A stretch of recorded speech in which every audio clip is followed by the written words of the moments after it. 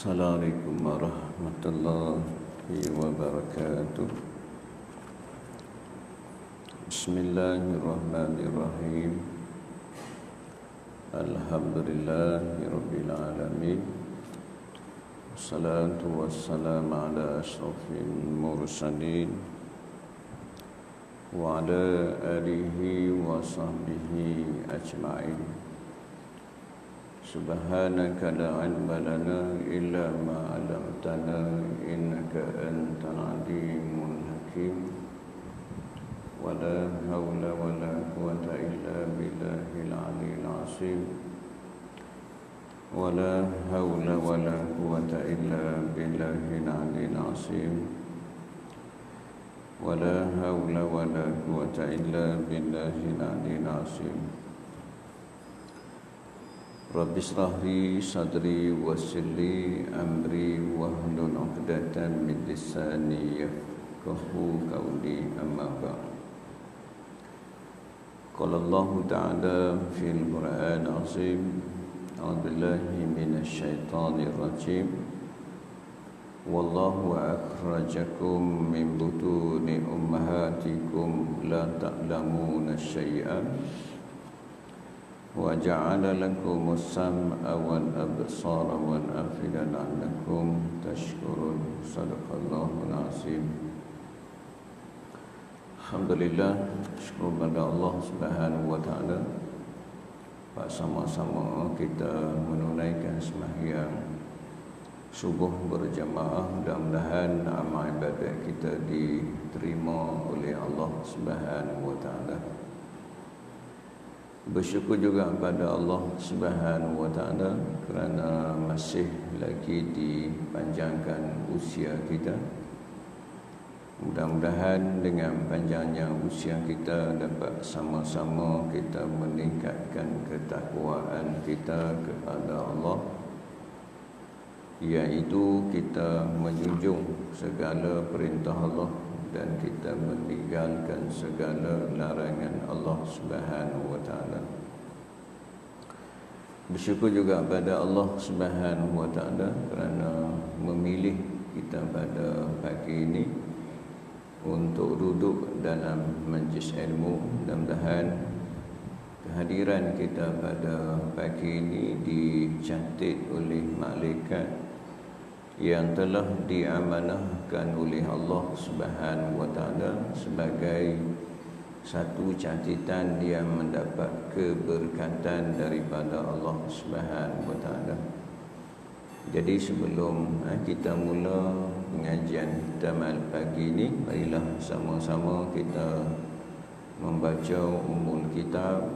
Kita hadiahkan khusus buat Nabi kita Muhammad sallallahu alaihi wasallam, keluarga Nabi, sahabat-sahabat Nabi, tabi'in, tabi'in, para ulama, terutama buat guru-guru yang pernah mengajar kita, terutama juga buat kedua ibu bapa kita, sama ada yang masih hidup ataupun yang telah bertemu dengan Allah Subhanahu wa taala, muslimin, muslimat, mukminin, mukminat, al-ahya'i minhum wal amwat.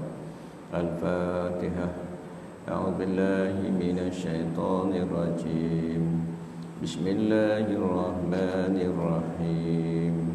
Alhamdulillahi rabbil alamin. Ar-Rahmanir Rahim. Maliki yaumiddin. Iyyaka na'budu wa iyyaka nasta'in. Ihdinas siratal mustaqim. Siratal ladzina an'amta 'alaihim ghairil maghdubi 'alaihim waladdallin. Amin. InsyaAllah pagi ini kita sambung pengajian kita dalam kitab Fiqhul Manhaji jilid pertama. Kita masih lagi bicara tajuk besar dia, Ta'rif ilmu fiqh, sumber dan istilahnya. Pagi ini kita sambung dalil-dalil Al-Quran dan juga Sunnah, no? Dalil-dalil Al-Quran dan As-Sunnah daripada tajuk besar sebelum ni, iaitu keperluan beriktizam dengan fiqh Islam dan berpegang teguh dengan hukumnya. Jadi pagi ini kita akan bicara dalil-dalil daripada Al-Quran dan As-Sunnah tentang kewajipan kita melaksanakan syariat Allah Subhanahu wa taala. Jadi dalil-dalil ini dia akan wamai beberapa dalil sebagai nak menceritakan kepada kita tentang kewajipan kita untuk melaksanakan perintah Allah Subhanahu wa taala. Baik. Bismillahirrahmanirrahim. Qala musannif rahimallahu taala, terlalu banyak dalil dalam Al-Quran dan As-Sunnah. Banyak dalil dalam Quran, cuma dia wakmai dalam ni lebih kurang 4 dalil saja. Dalil daripada Al-Quran dan juga dalil daripada As-Sunnah, dia wakmai 4 dalil Al-Quran dan juga 4 dalil daripada As-Sunnah. Banyak tak dalil-dalil? Banyaklah dalil-dalil. Dia tak wakmai banyaklah. Kalau dia wakmai banyak, jadi kita bicara dalil ni 10 tahun. Dia wakmai sikit je lah. Sebagai walaupun bukan kata wakmai 4 dalil, kalau dia wakmai 1 dalil pun, kita orang beriman ni sami'na wa ata'na, tak perlu banyak-banyak dalil sahaja. Walaupun 1 dalil, asalkan itu perintah daripada Allah, perintah daripada Rasul, orang yang beriman dia akan berkata sami'na wa ata'na, kami dengar dan kami taatlah. Dia tak cakap banyak dah lah, sebab yang perintah tu Allah, yang perintah tu Rasul. Kerana apa? Kerana ketaatan kepada Allah, ketaatan kepada Rasul adalah ketaatan yang mutlak. Suka pun kita kena buat, tak suka pun kita kena buat. Tak ada pilihan. Cuma yang hak boleh pilih ni hanya hak sunat. Hak sunat boleh pilih.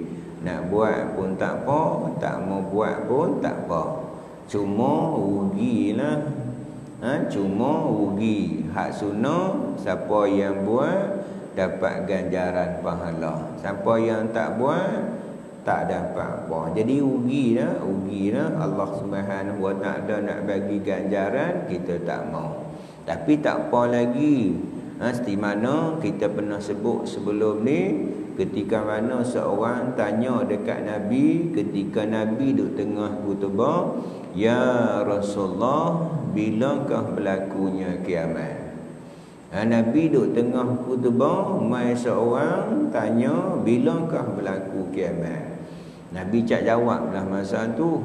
Tapi kalau kita orang tanya ketika tu, punggang tongkat tu lah, tongkat yang kita khutbah tu.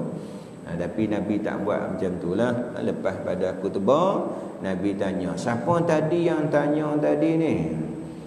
Maka dia kata, saya Rasulullah.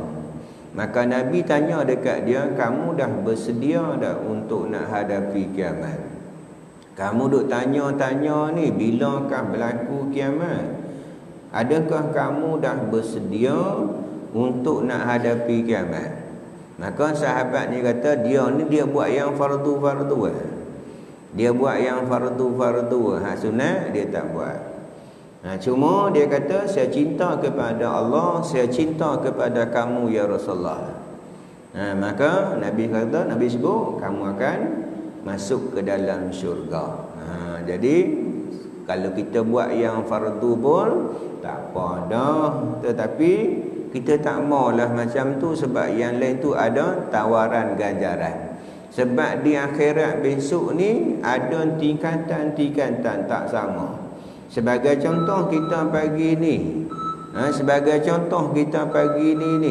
Kita mai rumah Allah Subhanahu Wa Taala, terkadang-kadang tak sama kedudukan kita pagi ni, walaupun kita mai sekali, walaupun kita semayang sekali, walaupun semayang berjemaah sekali, tetapi kedudukan kita di akhirat besok tak sama.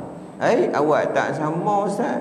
Awak tak sama, esok kita masuk syurga, tengok sahabat kita duk tingkat lain.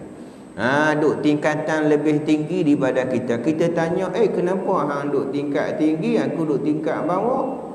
Maka dia kata, dulu hang duk belakang, aku duk sah pertama. Tak sama orang yang duk sah pertama dengan sah kedua. Aku pun duk sah pertama juga. Hang bagi RM1, aku bagi RM2, tak sama. Aku baca Quran, hang tak baca Quran, bagi itu tak sama.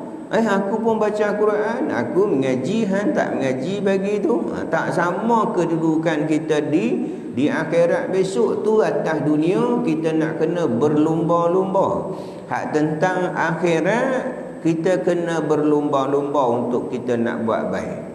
Boleh kita berhasad dengki dengan hak benda-benda ni. Hak benda akhirat. Tengok orang sedekah RM1, aku nak sedekah RM2. Tengok orang mai semayang jemaah, aku pun nak mai semayang jemaah. Sebab satu ketika Nabi tanya kepada Sayyidina Ali, tahukah kamu orang yang bahagia? Kalau tanya kita boleh jawab lah. Kita boleh jawab, orang bahagia, orang yang ada harta, orang yang ada tahta, semuanya tata. Orang yang ada kedudukan lah bahagia. Kalau kau tanya kita, aku kaya, bahagia lah. Nabi kata orang yang bahagia ni yang pertama, Nabi kata orang yang dapat rezeki yang halal. Dapat rezeki yang halal, itu orang yang bahagia. Nabi kata yang pertama. Sebab apa? Rezeki ni menyebabkan sama ada keberkatan dalam kehidupan kita ataupun tak berkat. Kadang-kadang dia gaji dia banyak tapi tak cukup juga, tak tenang juga hidupnya, tak bahagia juga hidupnya. Di kehidupannya resah, gelisah kehidupannya. Sebab apa? Rezeki yang dia dapat tu tak berkat. Ataupun rezeki yang dapat tu dia tak halal. Kadang-kadang rezeki tu halal tapi dia guna ke tempat-tempat yang haram. Satu ketika orang mai mengadu kepada Imam Syafi'i. Kita pernah sebut dah sebelum ni. Mai mengadu kepada Imam Syafi'i tentang hidupnya tak bahagia, hidupnya tak tenang. Maka Imam Syafi'i kata, kamu pergi jumpa majikan. Dia tanya, dia sebut gaji dia, pendapatannya sebulan 5,000 dirham. Maka Imam Syafi'i beritahu kepada dia, pergi kamu jumpa majikan kamu, minta kurang jadi 4,000 dirham. Kalau kita kan nak kena lebih tuan Haji, 5,000, 6,000 minta, bagi banyak sikit. Dah Imam Syafi'i kata minta kurang 4,000 dirham. Lepas sebulan kemudian dia mai mengadu Imam Syafi'i, dia kata sama juga, duk macam tu juga, kurang pun macam tu juga. Imam Syafi'i kata minta kurang lagi 3,000 dirham. Jenuh kita tetapi minta gaji kat bos kita, bos. Saya tak mau naik gaji tahun ni, minta kurang lagi gaji saya 5,000, 4,000. Agak je lah. Tak ada lah kita. Setelah 3,000 lepas badan tu dia mengadu kepada Imam Syafi'i, dia rasa tenang, dia rasa bahagia hidup dia. Maka Imam Syafi'i sebut dekat dia, patut badan kerja buat kamu ni hanya 3,000 dirham sahaja. Yang lain tu tak patut badan dah. Sumber rezeki yang halal yang pertama, orang yang bahagia. Yang kedua Nabi sebut orang yang bahagia, orang yang hidup, orang yang duduk dalam majlis ilmu. Bukan senang tuan-tuan ni nak dapat bahagia ni, kita duduk dalam majlis ilmu. Yang ketiga Nabi kata orang yang dapat mengekali sembahyang berjemaah 5 waktu. Ni payah nak dapat. Kalau majlis ilmu insya-Allah lah sekurang-kurangnya sehari sekali kita mai. Tapi nak mengekali sembahyang berjemaah 5 waktu ni, ini bukan senang ni. Kecuali dia tu Tok Bilal, dia kena azan insya-Allah tu untung jadi Bilal. Tu untung di akhirat esok disebut dengan di akhirat dibangkit esok tengkok orang Tok Bilal ni dia akan panjang. Sebab apa? Dia melihat pahala-pahala yang begitu banyak. Cuma jangan kita dengki dengan Tok Bilal. Ketika orang mai tanya ke Nabi sedang tentang kelebihan orang azan ni, Nabi kata kalau kamu nak dapat kelebihan macam mana Bilal, jawab macam mana Bilal azan. Kita ada juga dapat kelebihan tu. Mengakali sembahyang berjemaah orang yang bahagia. Tak boleh kita nak buat 5 waktu, buat 4 waktu. Tak dapat buat 4 waktu, kita buat 3 waktu. Tak dapat buat 3, kita buat 2. Tak dapat 2, sekurang-kurangnya kita buat 1. Tak apa, asalkan kita buat juga. Sehari sebolehnya kita buat juga. Ustaz, saya kerja malam, kita mai pagi. Ustaz, saya kerja pagi, kita mai malam. Tak ada alasan untuk kita nak bagi alasan sibuk dengan kerja-kerja buat kita.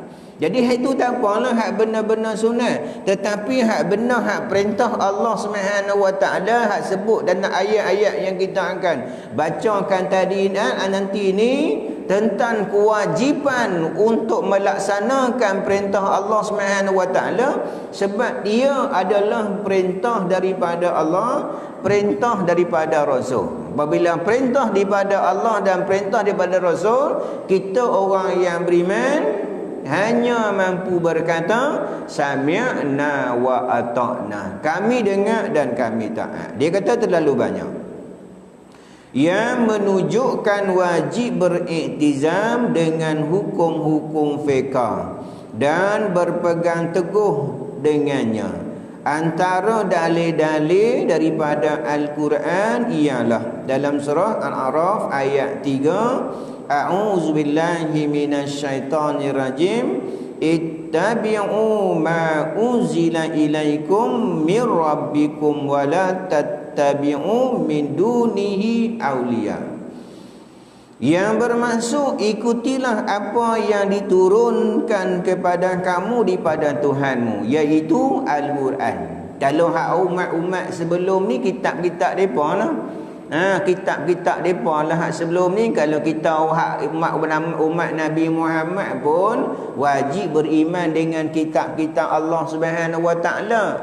Berapa kitab yang wajib kita kena beriman? Dengan 4 kitab, iaitu kitab Taurat, kitab Zabur, kitab Injil dan juga kitab Al-Quran. Hanya beriman sahaja.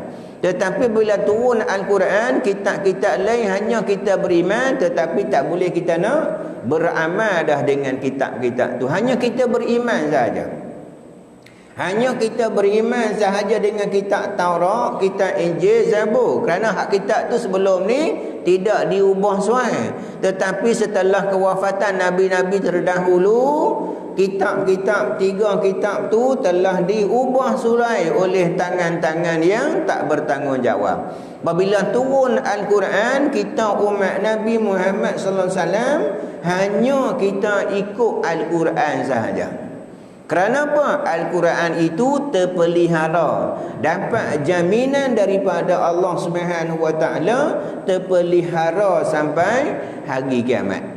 Al-Quran tu kita sebut dah sebelum ni tentang Al-Quran terpelihara sampai hari kiamat. Maka kita kena wajib, kita kena ikut apa yang diturunkan oleh Allah Subhanahu Wa Taala, iaitu Al-Quran. 13 tahun di Mekah dan 10 tahun di Madinah. Ikut di sana ada ayat-ayat hukum. Cuma kebanyakan ayat-ayat hukum banyak diturunkan di mana? Di Madinah. Ketika Nabi berhijrah di Madinah, ketika Nabi tubuh kerajaan di Madinah, ketika tu kebanyakan ayat-ayat perintah diturunkan di Madinah. Tu ayat-ayat yang kita sebut dah sebelum ni. Kalau ayat tu namanya ayat Madani, ayat tu dimulakan dengan ya ayyuhallazina amanu. Kalau kita jumpa dengan ya ayyuhallazina amanu, namanya ayat Madani.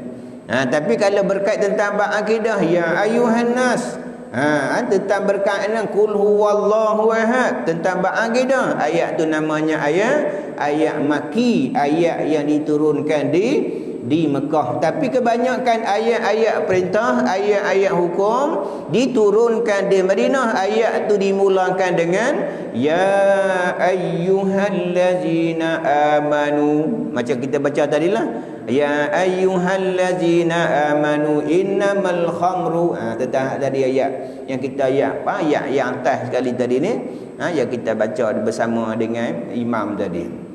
Wahai orang beriman, sesungguhnya arak. Allah mulakan dengan wahai orang-orang yang beriman. Sebab sahaja kalau sebut dia tu orang yang beriman, orang beriman kita sebut tadi apa? Sami'na wa ata'na. Sahabat-sahabat dengar sahaja ayat tentang arak, tentang pengharaman arak, sahabat dengar sahaja ayat ni, sahabat sami'na wa ata'na, kami dengar dan kami taat. Sahabat-sahabat balik rumah pecah habis tempayang-tempayang arak. Mereka ketika tu tengah ketagih arak ni, depa rumah depa bukan botol arak, tempayang-tempayang arak. Sebelum ni boleh minum. Lepas peringkat kedua tak boleh minum lah ketika dekat nak semayang. Tetapi ada juga ketika semayang, dekat nak semayang, ada juga sahabat-sahabat yang minum juga ketika semayang baca salah.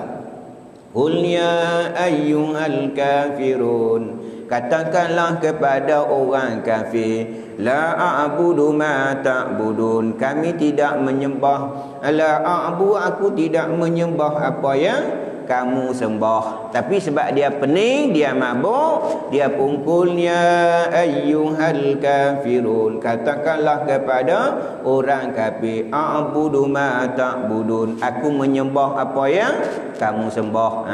Dia tak sebutlah. Sebab apa? Sebab dia pening, sebab dia maka turunlah ayat tentang pengharaman arak. Dengar sahaja ayat ni dimulakan dengan ya ayyuhallazina amanu, wahai orang beriman, sesungguhnya arak. Tentang pengharaman arak adalah haram. Balik tu beriman pecah habis tempayang-tempayang arak. Tetapi kita tuan-tuan 1440 masih lagi duk minum arak lagi. Sedangkan kita ni, kita kata orang yang beriman, nak bukti keimanan kita, apa-apa yang dilarang oleh Allah Subhanahu Wa Taala kita kena tinggal. Kalau kita ni orang yang beriman, orang yang yakin, orang yang percaya kepada Allah Subhanahu Wa Taala, apa-apa yang dilarang oleh Allah Subhanahu Wa Taala kita kena tinggalkan. Apa-apa yang disuruh oleh Allah Subhanahu Wa Taala kita nak kena amal, kita kena ikut dan kita amal dalam kehidupan. Tu orang yang beriman. Tu kebanyakan ayat-ayat yang kita akan jumpa tentang ayat hukum, dia akan bermulakan dengan ya ayyuhallazina amanu. Allah suruh dekat siapa? Orang yang beriman. Kita kena rasa kita salah seorang daripada orang yang beriman kepada Allah. Kita kena rasa dalam juta-juta manusia, dalam bilion-bilion manusia, dalam trilion-trilion manusia ni, kita adalah salah satu orang yang beriman kepada Allah Subhanahu Wa Taala. Allah Subhanahu Wa Taala seru dekat kita. Kita kena rasa Allah Subhanahu Wa Taala panggil kita, wahai orang-orang yang beriman. Kita kena rasa Allah panggil kita. Kita kena rasa Allah Subhanahu Wa Taala seru kita. Bayangkan kalau orang besar bagi kita seronok tak? Kita duduk tepi, duduk kedai kopi, kita tengok berhenti YB. Mak main sat mak? Oi, tak langgar YB panggil. Berjalan pun meringkang. Seronok tu YB panggil. Belum lagi menteri lagi, belum lagi raja mari. Yang kita duk sebut selalu raja panggil pi istana untuk terima anugerah pangkat kebesaran dengan gelaran Datuk ataupun Datuk Seri. Seronok tak Tuan Haji? Seronok no? Beli baju baru, samping baru, seluar baru, semuanya baru. Lagi sebulan tu belakang rumah pokok rumput mati habis. Nu duk berjalan belakang rumah. jalan-jalan tunduk, ampun tuanku, beribu-ribu, ampun duk praktik belakang rumah, pokok rumput mati habis dah. Seronok nak pergi jumpa raja. Ini Allah Subhanahu wa taala panggil kita. Kita kena rasa Allah Subhanahu wa taala sahut. Panggil kita, kita kena sahut seruan Allah Subhanahu wa taala. Apabila Allah Subhanahu wa taala suruh sesuatu, kita sami'na, kita buat, dengar dan taat. Sebab kita ni salah seorang daripada orang yang beriman kepada Allah Subhanahu wa taala. Baik. Ikutilah apa yang diturunkan kepada kamu daripada Tuhanmu, iaitu Al-Quran. Kena beriman, kena ikut, sebab Al-Quran adalah kalam Allah dan di sana ada ayat-ayat perintah, ayat-ayat hukum. Ya ayyuhalladzina amanu kutiba alaikumusiyam, wahai orang-orang yang beriman, difardukan ke atas kamu berpuasa. Kita orang beriman, sami'na wa ata'na. Kadang-kadang kita fikir dengan logik akal kita, tuan-tuan. Nak abang kata kalau bulan Ramadan tu, lah kita boleh minum. Ni tu bila buah ayam kat, boleh minum datang waktu siang. Sekali lagi kita kena pergi nasi lemak, boleh tak siang hari? Boleh lah, bulan lah boleh.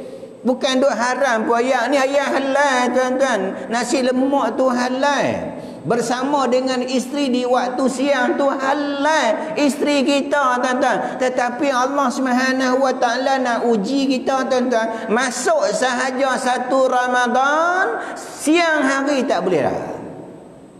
Halal tak nasi? Halal. Dah duk balon 2-3 pinggan boleh. Ayam macam ayam kita minum, lepas ni kita kena kopi ke teh tarik, kena belaka tuan-tuan. Masuk sahaja satu Ramadan, Allah tak bagi kita minum, Allah tak bagi kita makan, Allah Subhanahu wa taala tak bagi kita bersama dengan isteri kita di waktu siang. Kita ikut dah arahan? Ikut arahan. Walaupun benda tu halal, walaupun benda tu boleh, tetapi perintah Allah Subhanahu wa taala, orang beriman akan buat. Benda tu benda yang halal, tetapi kalau Allah larang, kita tak buat. Sedangkan ni haram. Bulan Ramadan pun haram, tak Ramadan juga haram. Contohnya arak. Contohnya arak ni, bukan kata nanti Ramadan, sampai bila-bila haram. Hukum tu sampai bila-bila, sampai kiamat. Tetap benda-benda yang memabukkan, hukumnya haram sampai bila-bila. Lagi-lagi lah kita kena ikut perintah Allah. Sedangkan hak tadi ayam yang halal, nasi yang halal, isteri yang halal boleh buat di waktu siang hari. Perintah Allah Subhanahu wa taala, ya ayyuhallazina amanu kutiba alaikumusiyam. Wahai orang beriman, difardukan ke atas kamu berpuasa. Seperti mana difardukan ke atas orang-orang terdahulu daripada kamu. Mudah-mudahan kamu jadi orang yang berjaya. Kita ikut puasa, berguling-guling. Bukan kata kita, anak kita puasa pun kita tahan. Jangan buka, jangan buka. Tapi hak sembahyang kita tak perlu macam tu. Anak kita kadang 5-6 tahun. Sampai tak larak ni pi kat pasar, kat pasar raya, tengok ayam apa nak ayam berguling-guling atas lantai. Jangan bagi, tak mau bagi. Kena puasa kan? Budak tu boleh buka, boleh berlatih-latih baru 7 tahun. Sampai kadang-kadang sampai usung awak besok dalam bilik tak larat dah. Jaga. Kita bukan hak depa tu tak apa boleh buka. Lepas tu kita ajaklah hari ni 2 jam, esok 3 jam. Tetapi hak tahap semayang kita tak tahu macam tu pun. Sedangkan Nabi kata suruhlah anak kamu semayang umur 7 tahun. Pukul umur 10 tahun kita biar bang hari ni kan hari cuti. Kesian kat depa dah kemarin dah bangkit awal dah. Pukul 6 bangkit dah. Ni nak kena bangkit biar depa tidur bang kesian kat depa. Sedangkan dosa depa dosa. Depa tak dosa, siapa yang dosa? Kita yang dosa. Seorang syekh, seorang ibu mai tanya kepada seorang syekh, "Ya syekh, anak saya syekh susah nak bangkit tidur. Macam mana nak buat syekh?" Syekh ni kata, umpama rumah kamu sedang terbakar, apa yang kamu nak buat? Ibu ni mengadu kepada syekh, anak dia payah nak bangkit semayang, duk suruh 4-5 kali, "Adik, bangkit adik, bangkit adik, bangkit adik." Kita lah. sayang sangatlah yang tu. Bonsu pula. Biar-biar abang sekali-sekala minggu ni dia nak tidur pun. Mai mengadu kepada seorang syekh, ya syekh, anak saya ni payah nak bangkit semayang. Macam mana nak buat syekh? Syekh ni sebut dekat ibu ni, umpama rumah kamu sedang terbakar, apa yang kamu nak buat terhadap anak kamu? Rumah kita tu tengah bakar, agak-agak kita nak pergi ketuk kat anak kita, dek bangkit dek, rumah kita terbakar ni. Gosok-gosok tepuk-tepuk adik, bangkit dek, ni rumah kita terbakar ni, macam tu. Terbakar dengan kita-kita. Seolah-olah kita membiarkan Allah Subhanahu Wa Taala mengazab kita. Jadi ada pun tak wajib lagi atas kita ni. Umpama kita esok ni akan dipertanggungjawabkan oleh Allah Subhanahu Wa Taala, ya ayyuhallazina amanu qu anfusakum wa ahlikum nara. Kita okey dah tuan-tuan, kita mai semayang, kita mai mengaji okey nu dalam rumah kita nu. Waktu ni depa semayang lagi. Tepuk dada tanya iman kita. Kena ikut ni apa yang telah diperintahkan oleh Allah SWT. Suka ke tak suka ke, ikut perintah Allah. Sebab kita kena sedar siapa diri kita yang sebenar. Kita main ni, ataukah kita main saja-saja, ataupun kita main ni ada tujuan apa-apa kita main. Tujuan kita main, Allah kata tidak aku jadikan jin dan manusia tujuannya untuk jadi hamba kepada Allah. Tujuannya untuk kita buat perintah Allah Subhanahu Wa Taala. Cuma yang kita duk sebut selalu perintah-perintah yang Allah Subhanahu Wa Taala perintah supaya kita buat ni untuk siapa? Agak-agak tuan-tuan. Ni hak kita mengaji, hak kita semayang, hak kita puasa, yang kita bayar zakat ni. Untuk siapa tuan-tuan? Untuk kita. Untuk kita nu ada lagi kehidupan selepas daripada kehidupan yang sementara ni. Yang hidup kita tak lama pun kita pulung siang malam cari, tak salah cari rezeki. Tetapi kita lupa nak buat bekalan kita. Yang hidup kita tu hidup yang selama-lama tak mati dah. Lah hidup kita ni hidup yang ada kematian. Tu kata kita ni nak jadi orang beriman, kena yakin sungguh-sungguh. Macam mana saya cerita dulu ni, pernah saya cerita awal-awal dulu ni. Ketika mana anak ikan tanya kepada ibu ikan. Ceritalah mana boleh cakap ikan. Kalau zaman Nabi Sulaiman boleh cakap lah, semut boleh cakap. Cerita sebagai iktibar kita. Seorang ibu ikan dengan anak ikan. Ketika anak ikan tu dia menetas, keluar anak ikan beribu-ribu anak ikan. Ketika tu ibu ikan panggil anak dia, wahai anakku, ni mak nak pesan dekat hampa ni, nanti besok hampa besar-besar esok ni, kalau kamu semua ni berjalan di atas permukaan air, kalau nampak tembaga ada makanan, jangan kamu makan. Mak dia cerita dekat anak dia. Ceritalah, jangan dok make serius sangat, cerita sebagai iktibar buat kita. Mak ibu ikan ni beritahu kepada anak-anaknya. Banyaklah anak tu, ribu-ribu lah anak ikan. Wahai anakku, nanti besok hampa besar besok ni, kalau kamu berjalu di atas permukaan air, kalau kamu nampak ada tembaga, ada umpan di sana, jangan kamu makan. Anak dia heran, kenapa tak boleh makan mak? Maka ibu ikan kata, kalau kamu makan, kamu akan disentak naik pada satu alam lain. Kalau kamu makan makanan tu, kamu akan disentak naik pada satu alam lain lagi. Alam tu kamu akan dibelahkan perut kamu. Mak ibu ikan tu cerita pada anaknya. Naik pada satu alam tu, kamu akan dibedah perut kamu. Lepas tu kamu akan dikelah-kelah badan kamu, ditaruh garam dan kunyit. Selepas itu ibu ikan nak kata, kamu akan dimasukkan ke dalam minyak yang terlalu panas. Lepas tu kamu akan diangkat. Lepas tu datang makhluk yang namanya manusia akan mengoyak-ngoyak kulit-kulit kamu, sehingga tulang-tulang kamu dimakan oleh binatang-binatang manusia. Anak dia ada yang beriman, ada yang tak beriman. Tu yang tak beriman tu dapat kat kita. Ceritalah lah. Mak anak ikan kata, betul ke ni? Ada satu alam lain, kalau kita makan benda tu, kita akan naik alam lain. Di sana tu ada orang makhluk tu akan belah perut kita, akan kelah-kelah badan kita, dibubuh garam dan kunyit, masuk dalam minyak yang begitu panas. Lepas tu kulit-kulit akan dikoyak-koyak, akan menjadi makanan kepada manusia, dan tulang-tulang akan menjadi makanan kepada binatang-binatang manusia. Betul ke mak aku cerita ni?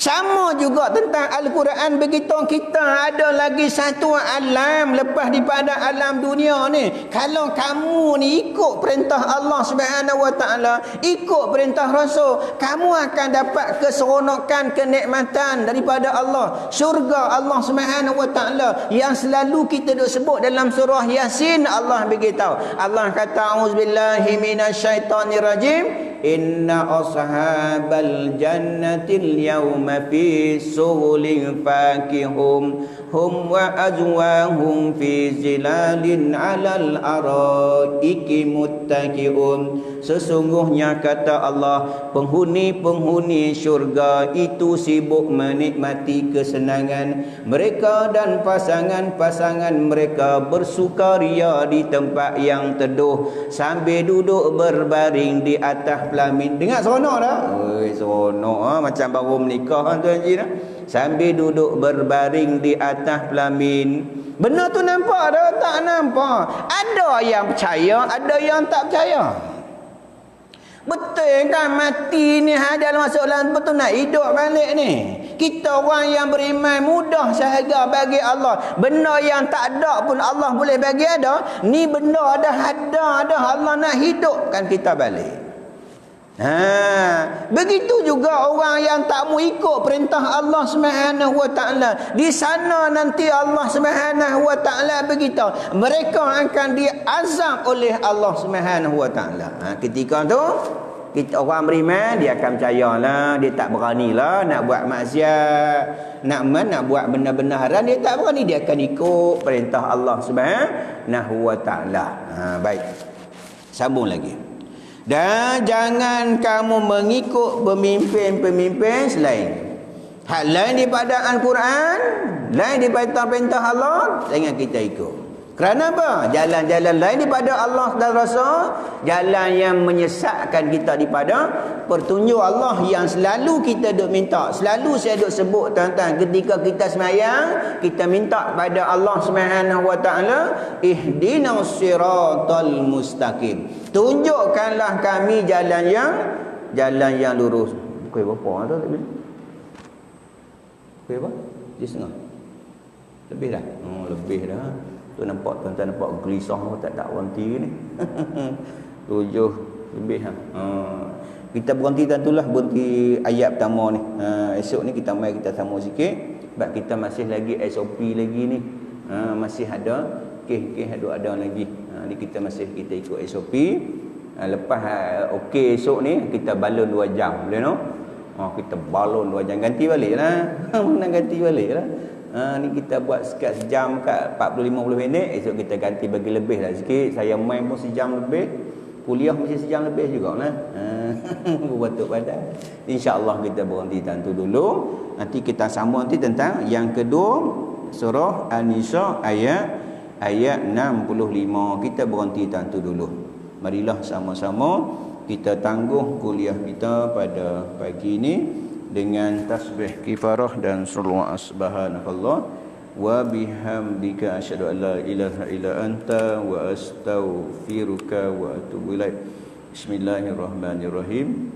Wal 'asri innal insana lafi khusr illa allazina amanu wa amilus solihat wa tawassaw bil haqq wa tawassaw bis sabr. Bismillahirrahmanirrahim. Alhamdulillahirabbil alamin wassalatu wassalamu ala asyrafil mursalin wa ala alihi wa sahbihi ajmain. Allahumma faqihna fid din wa 'allimna ta'wil wahdina ila siratikal mustaqim. Allahumma aghina bil ilmi wa zayyina bil hilmi wa akrimna bit taqwa wa jammilna bil afiyah. Ya Allah ya Rahman ya Rahim, ampunkanlah dosa kami ya Allah. Ampunkanlah dosa kami ya Allah. Ampunkanlah dosa kami ya Allah. Ya Allah ya Rahman Rahim, ampunkan dosa kami terhadap kedua ibu bapa kami terhadap pasangan kami, anak-anak kami, sahabat-sahabat kami, muslimin, muslimat, mukminin, mukminat, al-ahya'i minhum wal amwat. Ya Allah, ya Rahman Rahim, ampunkan dosa kedua bapa kami, kasihlah mereka ya Allah seperti mana mereka mengasihi kami ya Allah. Ya Allah, ya Rahman Rahim, sekiranya di kalangan kami ada yang sakit ya Allah, Kau sembuhkanlah segala penyakit ni ya Allah. Kau sembuhkanlah segala penyakit ni ya Allah. Kau sembuhkanlah segala penyakit ni ya Allah. Ya Allah, ya Rahman Rahim, sekalian kalangan kami ada yang susah, Kau permudahkanlah kehidupan ya Allah. Limpahkan rezeki yang melimpah-limpah buatnya ya Allah.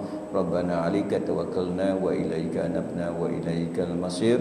Rabbana atina fid dunya hasanah wa fil akhirati hasanatan wa qina adzabannar. Wa sallallahu ala sayyidina Muhammadin khatimil anbiya mursalin wa ala alihi wa sahbihi ajma'in. Subhana rabbika rabbil izzati amma yasifun wa salam salim walhamdulillahi rabbil alamin. Sekian billahi taufiq wal hidayah. Assalamualaikum warahmatullahi wabarakatuh.